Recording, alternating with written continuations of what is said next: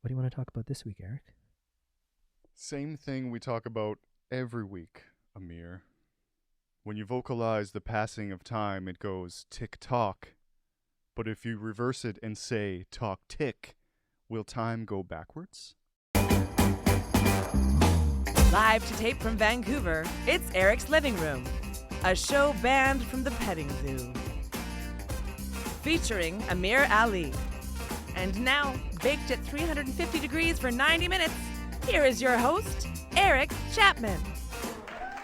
Welcome to the living room. I'm Eric. He is Amir. Existential deepness. Is that what you would call that? We're talking about titty juice before this and how oat milk is now number one. Number one is oat.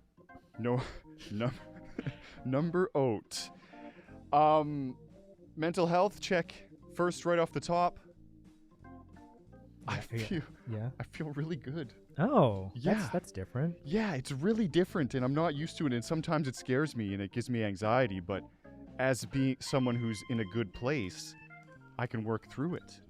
And it's really driving my IDGAF meter. I don't give a fuck meter. To be pinned, or would there be less? Is there, when you're not giving Fs, is the meter in full, or is it not at all? I don't know what you're talking about. It's meter stuff. But what do you not give a fuck about? So many things. Almost everything. Nothing's bothering me. Like when I wake up in the morning and I start to get anxiety, I'm like, I just don't care. And then it goes away. And it's really propelling me forward. And just like people's opinion on, because I don't really care about people's opinion on me, but of course I do. Because I'm neurotic like anyone else.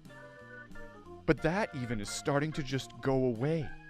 And I had this conversation about, or with someone the other day. So get this. This is where I'm at.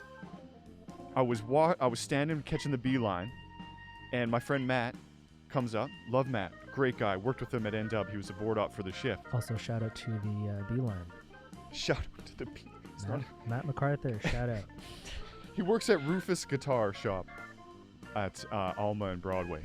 And I'm standing there, and he walks by. I'm like, hey, Matt, how you doing, buddy? I'm excited to see him, as I always am, because he's a great guy. And he takes his headphones off. We start talking about his headphones. I'm like, hey, I got the same headphones. I got them for free with Air Miles. Wow. They were like 2,000 Air Miles. Deep chat. And he's like, yeah, they're great. And we talked about it for like a minute. And I just looked at him and was like, okay, I'm done with this conversation, bro. Wow. Have a great day. And he's like, okay. And he put his headphones on and he walked away. And that's totally, and you're both super chill with it, right? Yeah, we both were just like, I don't give a fuck. I do not give any fucks. Yeah, and it's wonderful. It's very freeing. And it's not like in the extreme sense either. Like there's another example I have, but did you have something to say? There's something to say something. Just like the way you're talking about not giving a fuck almost makes it sound like it's like the key to happiness, to not care about anything. It kind of is.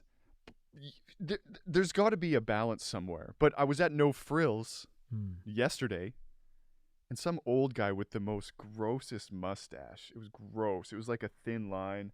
He was balding, gray, old white guy.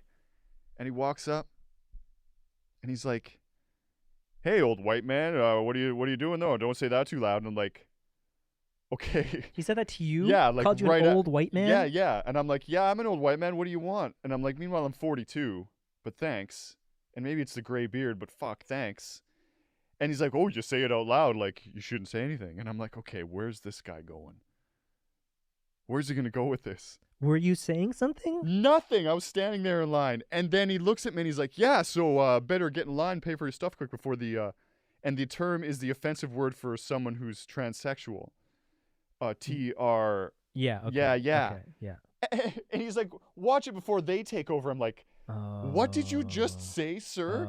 And he's like, oh, free speech. And I'm like, yeah. Oh my God. You have free speech, but you are definitely going to have some consequences for saying that hateful stuff. Don't say it around me, homie. That ain't going to fly. And he's like, oh. And he's like, oh, you're going to invest in Bitcoin? And I'm like, what? He's what? Yeah, he just went into Bitcoin. So and this was in a checkout line? It was at the No Frills. Checkout. And it was very frustrating. And then, yeah. But because I'm in a place, I was just like, I don't care what you have to say, but you can't say that. And I didn't even get mad. I just said, I was like, yo, you don't speak like that around me. I'm not going to tolerate it. No hateful speech. And he's like, and then he just goes off on Bitcoin. But I'm just in such a great place where I'd left. Usually I would really dwell on something like that and be like, ooh, I shouldn't have said that to him. I have to find him and apologize. Like when I threw my keys at that guy recently. Yeah. Like I felt really bad. But this time I'm just like, yo, I don't care. It's part of...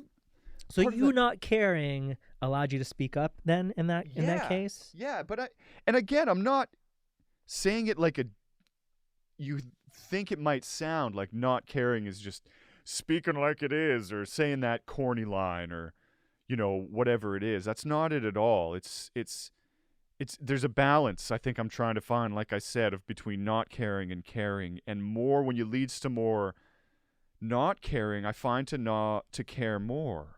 But I'm also not apologizing recently because I saw some actress.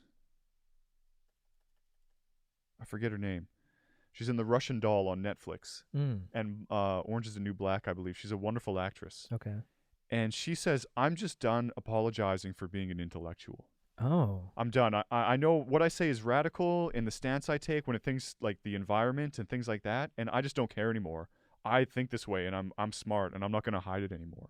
And that's almost part of it too. I'm like, I've said that to myself. I'm like, I'm a smart person. I'm not going to listen to your shit because I'm smarter than you.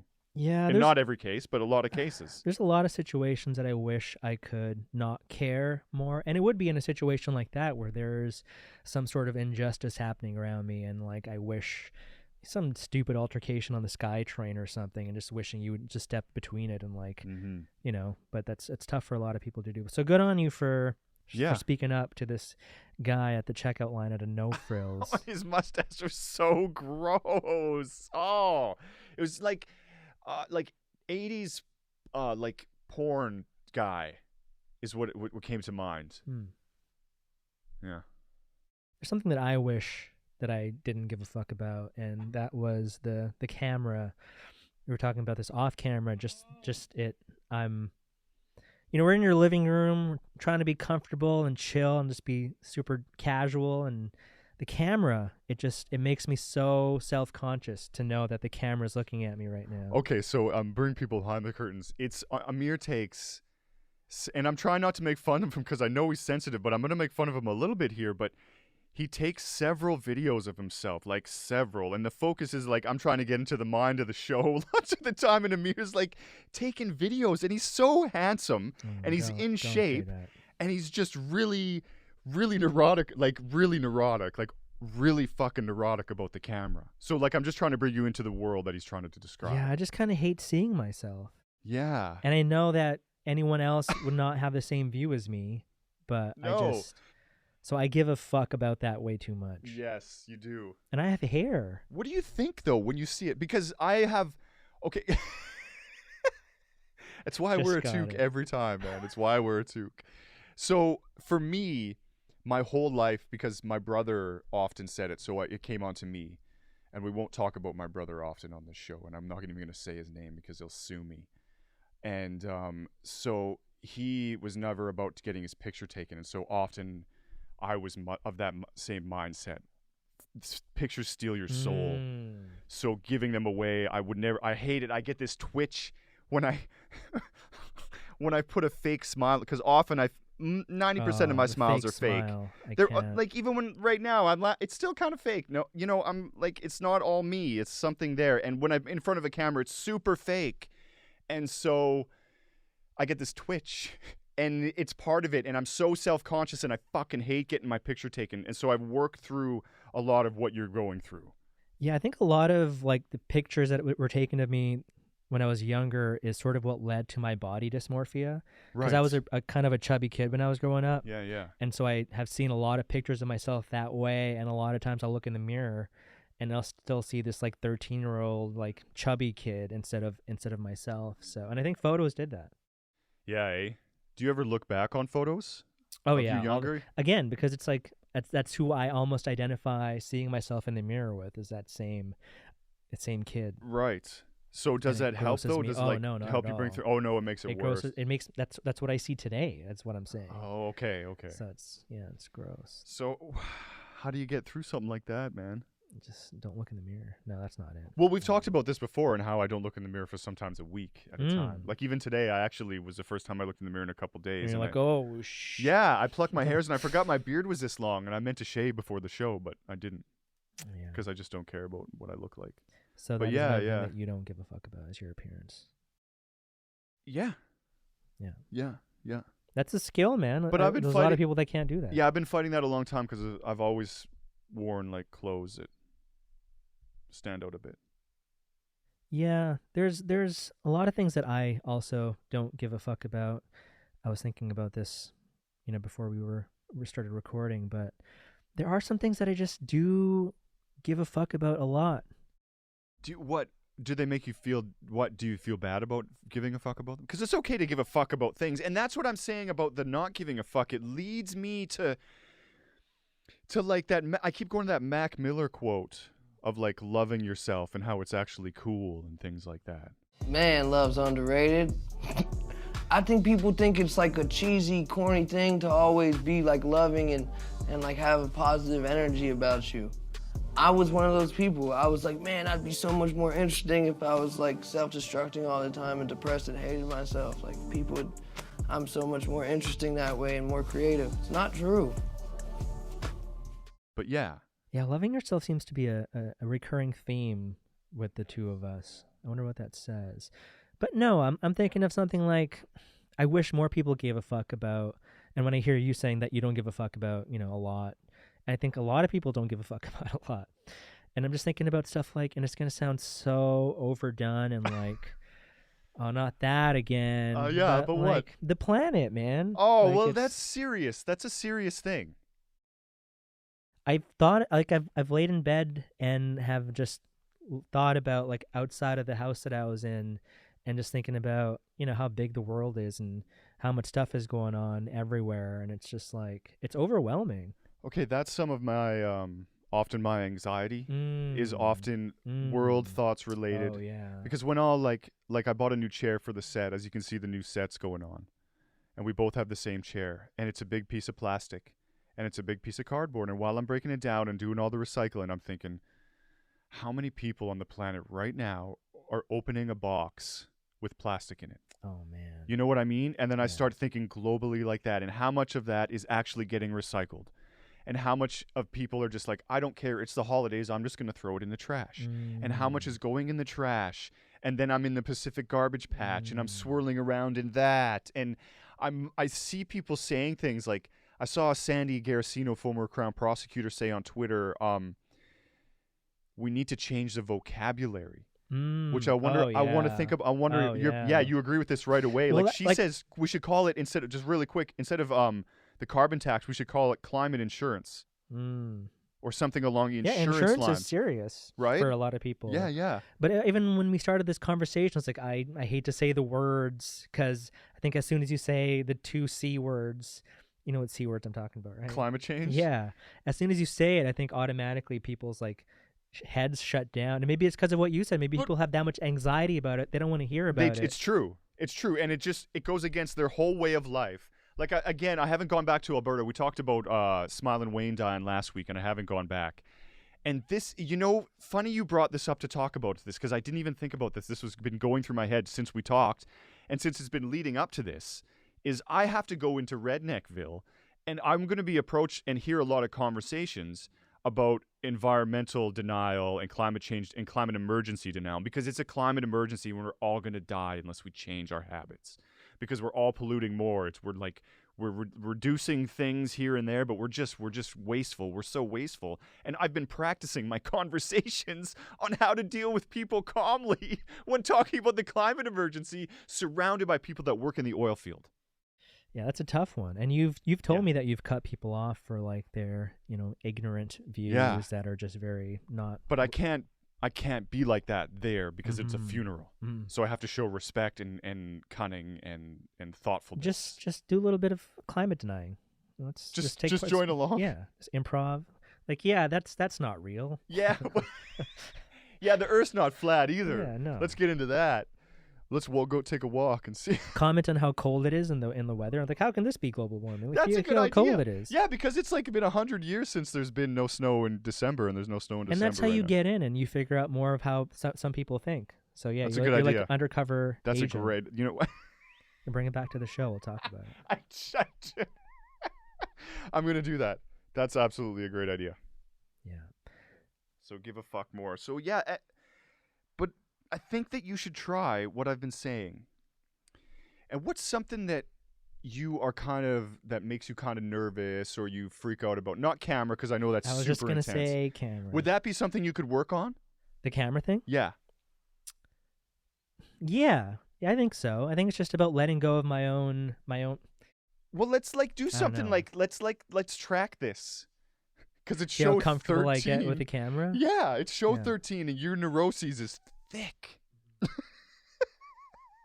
So but what can you do to take a step for next time? Maybe I can wear a mask, like a luchador Oh, that would mask be or fun. something. And But that'll that's be just my- hiding behind your mask. That's Yeah. the whole point. And you'll notice the hood. The hood is like a way for me to, I don't know, maybe I'm hiding a little bit or something, but But you love your hair, and you're hiding your beautiful hair. yeah, who knows? Maybe it'll work. Maybe it's the hair that's the problem, because I'm always thinking about, oh my God, how does my hair look? And if I've covered my hair Maybe up, you need a then- toque. Yeah, Go I've- bald, I've done- shave your I've head. done the toque thing before. I don't know. Yeah, you don't do a headpiece. Then it makes my hair all like, Yeah, who cares? It's matted under the toque. down Who and- cares? You can whip it out and style it. yeah. Do you use mousse? No, I use some sort of it's like a clay. Really? Yeah, it's like a soft putty Trippy. kind of feeling. Okay. Yeah. Mm-hmm. I'm thinking about how my hair looks right now.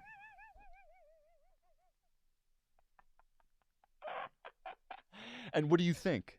Like, what's going through your head? About how my hair looks right Yeah. now? I'm sure that if I took my hoodie off, it would just be all over the place. Okay, and then, but what's the response to that? What do you think's going to happen? My head's going to explode, obviously. Because nobody cares. Because, dirty looking messy hair is actually quite stylish. So think about that. I just have like a mold of myself in my head. So maybe that's where you could start, is try to stop doing your hair as much. Yeah. Because maybe that's your focus. Maybe you can lose that. I have to do it anytime I leave the house. Let it blow in the wind. Do you never? That's the one There's thing. the one day where I get my hair cut that I feel I don't want the barbers to have to deal with producty hair. So it's just a nice clean head. Yeah. Oh, so you leave with it fresh. So I'll go to work with my hair not made. Is it hell? Oh, it's hell. Oh. Because I'm just like, oh my God, my hair. Oh my God. I used to put Oh, so much God. product in my hair in high school. I really wish I could see you with hair. I was thinking about this even before the show started, that I wish I could see you with hair. I had frosted tips for a while. I had hair down to here once. You with frosted tips. Yeah, frosted tip was awful. It was awful as the 90s. I dyed my hair red once. Did you really? Yeah. Wow. That was around the first time I got my eyebrows threaded. It was a very... What's going on? Yeah. Were you listening? What kind of music were you listening to? My music taste was pretty good. It was a lot of just like everyday hip hop back Okay. then. And that was like the 90s. It wasn't like the hip hop was pretty Used? good. You no, weren't no. I had a My Chemical Romance phase. Ew. Hey, But that's not so bad. it's not that bad. No. I mean, that's not so bad. That's not. I mean, And then I had the Nirvana phase, obviously. that's and all not a that phase. shit. That's a lifestyle. That is a lifestyle. Yeah. I live it every day, live Yeah. and breathe. Well, Kurt the team Cobain spirit. would hate your fucking hair no matter what you did. So don't worry about it anymore. Oh, It damn would, it. yeah. All right, man. Come on. What do you want to talk about next week, Eric? Yeti or Sasquatch?